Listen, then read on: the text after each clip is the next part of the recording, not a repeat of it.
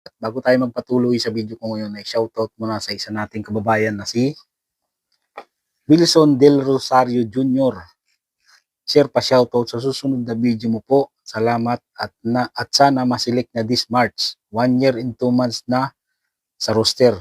1 year and 2 months nang naghihintay ng employer si kabayan. Huwag kang maglala kabayan, hanggat may approval ay may pag-asa. Ang employer ay hindi natin alam yan kung kailan dadating. Kung kailan tayo masiselect, basta hanggat may approval, may pag-asa. At magtiyaga lang sa paghihintay. At ang video natin ngayon ay tungkol sa monthly salary dito sa South Korea. Siyempre, year 2026 na ngayon, at ipapakita ko sa inyo yung sinahod ko last month, January. Tumaas na yung sahod dito sa South Korea.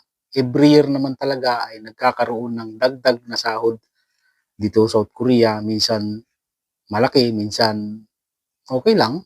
Ang importante kasi, every year ay may increase. Ganyan dito sa South Korea.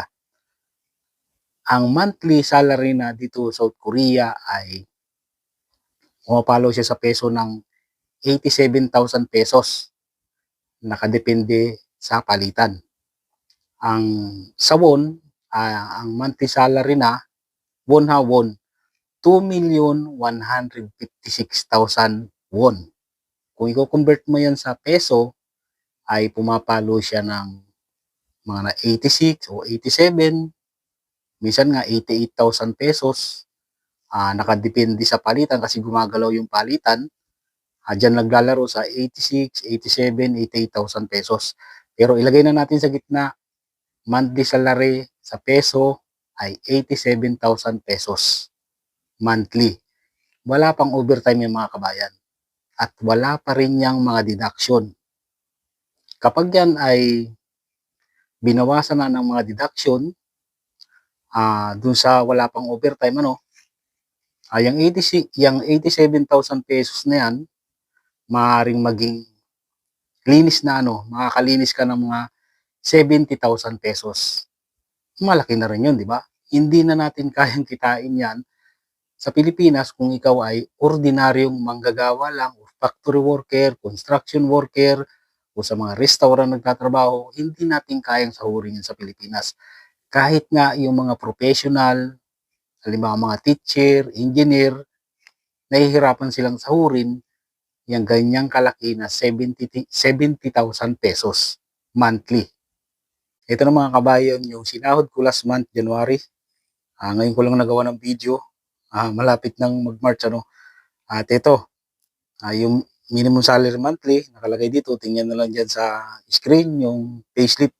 Nandiyan yung payslip ko. Monthly salary, 2,156,881. Tapos, ang bayad sa isang oras na dito sa South Korea, isang oras sa pagtatrabaho dito ay 10,321. Ayan. Sa 400 plus sa pera natin ang isang oras lang. Laki, di ba? Tapos ang naging overtime ko last month ay 31 hours ang overtime, di ba? Kahit paminsan-minsan yung overtime namin dito sa company ng boss ko ay nakaka-31 kami sa loob ng isang buwan, minsan 20, 30, doon na lang naglalaro. Tapos, yung binayad sa overtime namin na 31, ay binayaran kami ng 479,881.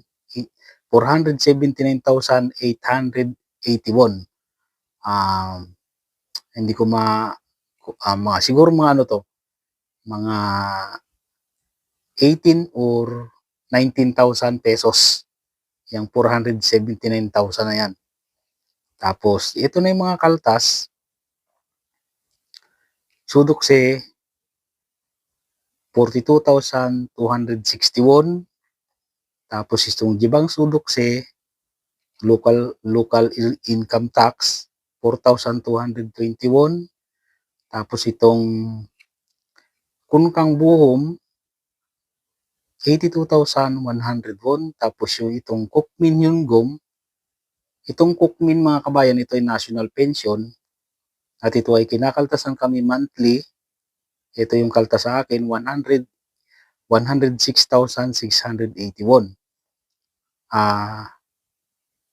Ito nadodoble ito mga kabayan.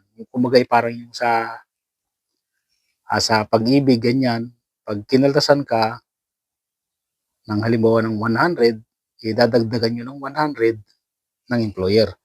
Itong 106,000 na to won ay magiging doble ito, magiging 212,000 won. Yung magiging monthly na hulog ko sa national pension na kung tawagin ay Kuk Min Hyun Gum. At ito ay makukuha ko pag uwi ko sa Pilipinas. Makukuha ko ito sa airport. Yung mga inihulog namin dito ng amo ko. At siguro naglalaro ito ng mga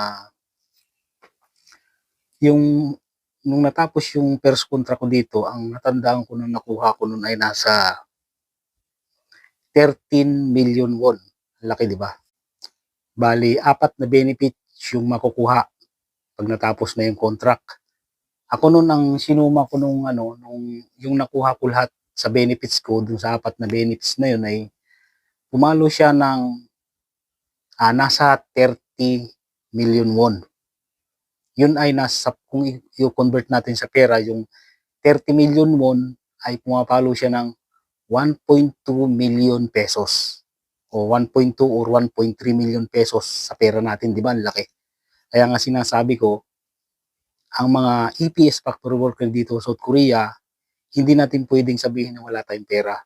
Kasi lahat ng EPS factory worker dito sa South Korea, kapag uuwi na ng Pilipinas, ay milyon ang naiuwi. Kaya hindi nila dapat sabihin na wala silang pera, di ba? Ito na yung pinaka-gross pay. Idinagdag na yung mga overtime. Nasa 2,636,761. Tapos kinaltasan na siya ng mga insurance, tax, national pension. Ang total na kaltas ay 235,261. Tapos yung pinaka-net pay, yung kinaltas na yung mga kaltas, ito nang natira. 2,401,500 won. Ito yung nalinis ko ng sahod ko ng last month, January. Kung i-convert natin sa pera ito, sa peso, ay pumapalo siya ng mga nasa ng 96 to 97,000 pesos. Tingnan nyo makabayan ha, linis na to. 96 or 97,000 pesos, linis na. Di ba laking halaga, di ba mga kabayan? Kaya nga ako, monthly ay nakakapaghulog ako ng pera sa pag-ibig. Kasi malaki ang tubo sa pag-ibig. Ayun mga kabayan, ang sweldo ko dito, kumbaga sa yung iba dito sumusweldo ng 150,000 pesos, linis na. Yung iba naman, walang overtime, sumusweldo ng 70,000 pesos, linis na. Kumbaga yung sweldo ko dito sa South Korea ay nasa gitna lang.